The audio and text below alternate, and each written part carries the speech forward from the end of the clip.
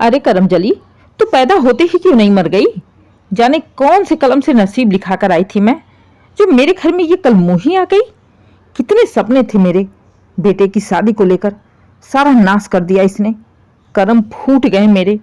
जाने कौन सी घड़ी में इसके भाई बाप की नज़र पड़ गई मेरे सीधे साधे बेटे के ऊपर। निर्मला जी चीखते हुए लगातार चिल्ला चिल्लाकर अपनी बहू जमुना को गालियां दिए जा रही थी। बेचारी जमुना अपने कमरे में बैठी लगातार आंसू बहाए जा रही थी। उसकी शादी को 2 साल हो गए थे। 2 साल से वो अपने लिए अपनी सास के मुंह से यही बातें सुनती आ रही थी। बेचारी जमुना अपनी ओर से पूरी कोशिश करती कि वो पूरा घर संभाल ले, सब कुछ इतना तरीके से करे कि निर्मला जी को कभी उससे कुछ कहने की नौबत ही ना आए।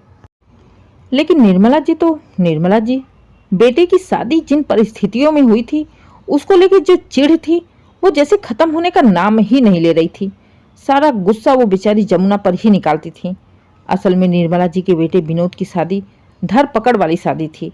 बहुत पहले गांव में ऐसी शादियां बहुत होती थी, जिसमें कि अगर लड़का पसंद आ जाए तो किसी की शादी में ही पकड़कर उसी मंडप के नीचे शादी जबरदस्ती कर दी जाती थी। ऐसी ही कुछ जमुना और विनोद की शादी हुई थी और वही चिढ़ लेकर निर्मला जी जमुना को हजार बातें सुनाती रहती। जमुना को विनोद के पापा सुरेश जी भी अपनी बहू के रूप में अपना चुके थे। विनोद खैर जमुना की मासूमियत देखकर ही सब कुछ भूल बैठा था, लेकिन एक निर्मला जी थी जिनके सपने बड़े हजार थे, जिसके लिए वो आए दिन जमुना पर अत्याचार करती रहती थी। बहुत बार सुरेश जी और विनोद दोनों ने ही निर्मला जी को समझाने की कोशिश भी की। विनोद ने कई बार कहा, माँ जो कुछ भी हुआ उसमें जमुना की कोई गलती नहीं है, वो बेचारी तो सबके बीच में पीस रही है।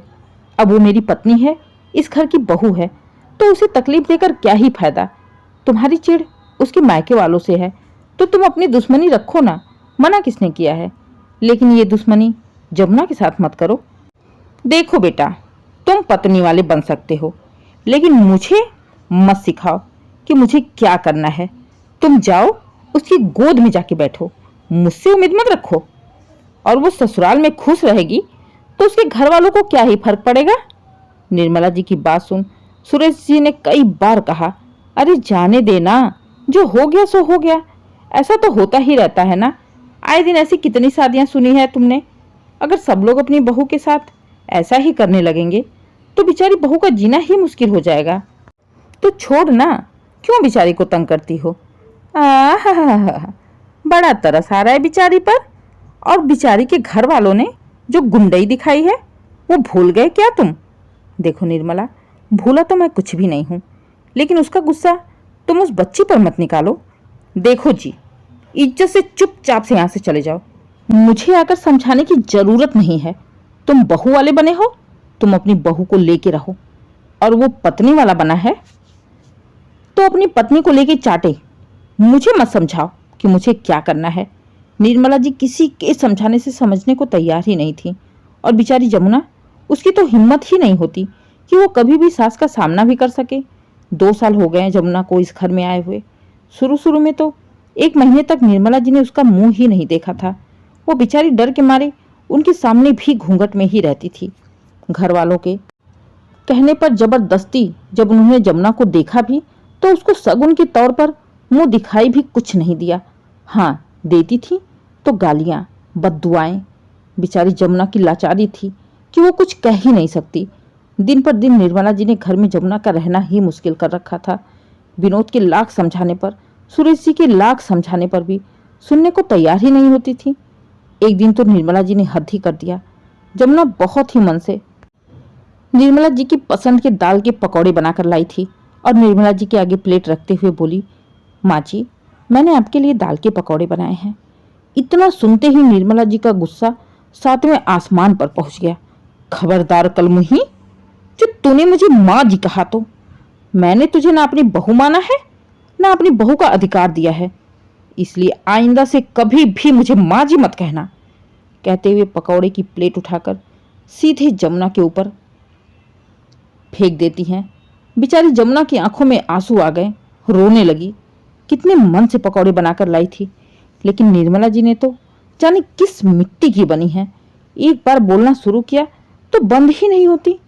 मेरे सर पर क्यों खड़ी है अपनी मनहूस शकल लेकर? जाएगी कि नहीं यहां से? तू तो मेरे सामने मत आया कर। 1000 बार मैंने तुझे मना किया है कि तू मेरे से दूर दूर रहा कर। तू और तेरे हाथ का बना हुआ कुछ भी खाने का मेरा मन नहीं होता है। ऐसा लगता है जैसे पाप चढ़ गया हो मेरे ऊपर। ना जाने कौन से कर्म किए थे जो ये मेरे नसीब में लिख गई। क्या पता है इसके ही कर्म खराब होंगे, इसकी ही शादी नहीं हो रही होगी। किया होगा कोई कांड इसने मायके में, उड़ाई होगी गुलछर्रे। चरित्रहीन औरत है, तिरिया चरित्र दिखाई होगी कहीं पर, तभी तो बदनाम हुई होगी पूरे समाज में। इसीलिए तो इसकी शादी एक सभ्य समाज की तरह हुई ही नहीं। धर पकड़ वाली शादी कर दिया, फंसा दिया मेरे बेटे को। चरित्रहीन औरत, अपने बारे में इतनी घटिया बातें सुन आज तो जमुना का भी धैर्य जवाब दे गया। आखिर बर्दाश्त करने की भी एक क्षमता होती है, बर्दाश्त करे भी तो कब तक करे। चीख पड़ी वो तुरंत ही निर्मला जी के आगे। बस करिए माँ जी, बहुत बोल लिया आपने। 2 साल से मैं लगातार आपकी सुनती आ रही हूँ, इसलिए कि आज नहीं तो कल आप समझ ही जाएंगी। लेकिन कहते हैं ना, जितना बर्दाश्त करो इंसान उतना ही बर्दाश्त करवाता है। आपको क्या लगता है मैं अपने घर की फेंकी हुई हूँ जो ऐसी शादी हो गई जो आप मुझे पैरों की जूती समझ के रखेंगी? आज तक तो मैं आपकी सारी बातें बर्दाश्त करती रही क्योंकि आप अपनी हद में रह के बोल रही थी, लेकिन आज तो आपने सारी हद ही तोड़ दी।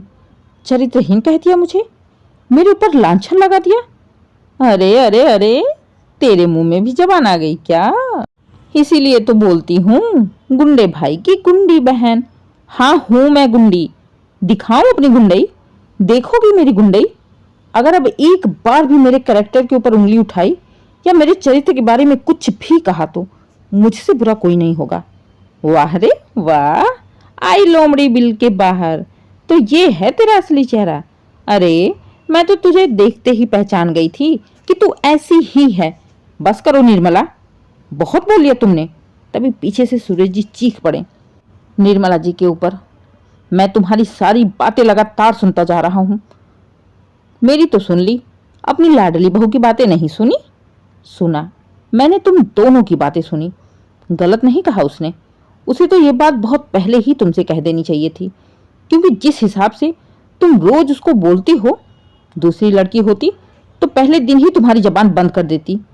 लेकिन वो बेचारी बर्दाश्त करती आई, ये सोचकर कि शायद तुम एक दिन समझ जाओगी। मैंने भी तुम्हें कितना समझाया, विनोद ने समझाने की कोशिश की, लेकिन तुम्हें अपने आगे किसी की सुननी ही नहीं है। आज तुम खुश हो ना? आज बहू ने तुम्हें पलट के जवाब दे दिया। अब तो सही है ना? अब तो तुम्हारी इज्जत बढ़ गई होगी। आज अच्छा लग रहा होगा ना बहू के मुंह से अपने लिए इतनी अच्छी बातें सुनकर? सुन लिया ना? आप भी सुन लो कैसी कैसी बातें ये मुझे बोल रही है। मैं तो पहले से ही बोलती थी कि मेरा घर फूंक दिया इसने। इसके मायके वालों ने धोखा दिया है, इन सब ने मिलकर मेरे बेटे को। तब तक विनोद भी आ चुका था। ये झगड़ा लगभग रोज का ही हो चुका था। ठीक है, तो तुम इसे अपनी बहू नहीं मानने को तैयार हो? नहीं मानोगी ना? कड़े शब्दों में बोला सुरेश जी ने। नहीं मानूंगी भाई, बोल तो दी, नहीं मान रही मैं इसे अपनी बहू। तो ठीक है, ये यहाँ से चली जाए ना? हाँ बिल्कुल चली जाए, मैं इसे देखना ही नहीं चाहती। इसे तो कब का चले जाना चाहिए था। चलो ठीक है, जैसी तुम्हारी मर्जी। कहते हुए सुरेश जी विनोद से बोले, विनोद बेटा एक काम करो, तुम अपने लिए एक किराए का घर ढूंढो और बहू को लेकर वहीं पर रहो। मैं तुम लोगों के जाने की व्यवस्था करता हूँ। अरे अरे अरे, मेरे बेटे को क्यों बोल रहे हो? भेजना है तो अपनी इस लाडली को भेजो, मेरा बेटा कहीं नहीं जाएगा। देखो जाना तो पड़ेगा, इस घर में तुम उसे चैन से रहने नहीं दोगी तो मजबूरी में उन दोनों को घर तो छोड़ना ही पड़ेगा। और घर मैं छुड़वाऊंगा, क्योंकि मुझे रोज रोज का तुम्हारा ये नाटक पसंद नहीं है। यही तो चाहती है ये, एक तो धोखे से मेरे बेटे से शादी कर ली, अब बेटे को लेकर आंखों के सामने से चली जाए ताकि उसे पट्टी पढ़ा दे, धीरे धीरे मेरा बेटा ही मुझसे छोड़ दे। नहीं नहीं, मैं ऐसा नहीं होने दे सकती। मेरा बेटा कहीं नहीं जाएगा। हाँ, इसे भेजना है तो भेज दो, ये अपने मायके जा सकती है। मैं अपने बेटे की दूसरी शादी करूंगी, धूमधाम से अपनी पसंद की बहू लाऊंगी। माँ कैसी बातें कर रही हो तुम? शादी ब्याह को मजाक बना के रखी हो क्या? अब मुझे भी लगने लगा कि पापा सही कह रहे हैं। सच में मुझे जमुना को लेकर चले ही जाना चाहिए। 2 साल निकल गए, जाने आपके दिल में कितनी नफरत है जो निकलने का नाम ही नहीं ले रहा। माँ, कल तक का टाइम है आपके पास।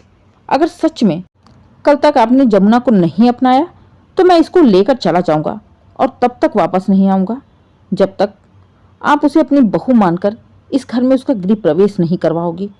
कहते हुए विनोद चला जाता है। जमुना भी बेचारी रोते हुए वहां से चली जाती है। अभी तक तो सुरेश जी के बोलने का असर नहीं हो रहा था निर्मला जी पर, लेकिन जब विनोद ने गुस्से में बोला तो निर्मला जी भी हैरान थी कि सच में ये जमुना को लेकर चला न जाए। फिर उस लड़की का क्या ही भरोसा, कुछ खिला पिलाकर मेरे बच्चे को हमसे दूर कर देगी। नहीं नहीं, मैं ऐसा नहीं होने दे सकती। भोला भाला मेरा बच्चा, न जाने उसके साथ ये क्या करे। मेरी आंखों के सामने रहेगा तो कम से कम मैं उसके ऊपर ध्यान तो दूंगी। नहीं, इसके चक्कर में मैं अपने बच्चे को नहीं खो सकती। बहुत सोचने समझने के बाद आखिरकार मन मार कर निर्मला जी बस दिखाने के चक्कर में मजबूरी में जमुना को अपनी बहू मानती हैं। बहू क्या मानती हैं, एक तरफ से उसे कुछ उल्टा सीधा कहना ही बंद कर दी ताकि उनका बेटा ये घर छोड़कर ना जा सके, उनके सामने रह सके। और आज पूरे 1 हफ्ते हो चुके थे, निर्मला जी ने जमुना को एक शब्द भी नहीं बोला था। प्यार से बात भी नहीं करती, लेकिन उल्टा सीधा भी नहीं बोलती थी, जिसके चलते घर का माहौल बड़ा ही शांत रहता था। सुरेश जी और विनोद दोनों को ही एक उम्मीद थी कि किसी न किसी दिन ऐसे ही क्या पता निर्मला जी जमुना को अपनी बहू के रूप में मान ले। फिलहाल के लिए तो अभी इस घर में पूरी तरह से शांति थी। दोस्तों, ये कहानी पूरी तरह से काल्पनिक है। उम्मीद है कहानी आपको पसंद आई हो। अगर कहानी पसंद आए, कहानी को लाइक करें, शेयर करें, चैनल को सब्सक्राइब करें और कमेंट करके ज़रूर बताइए कहानी कैसी लगी। Please subscribe.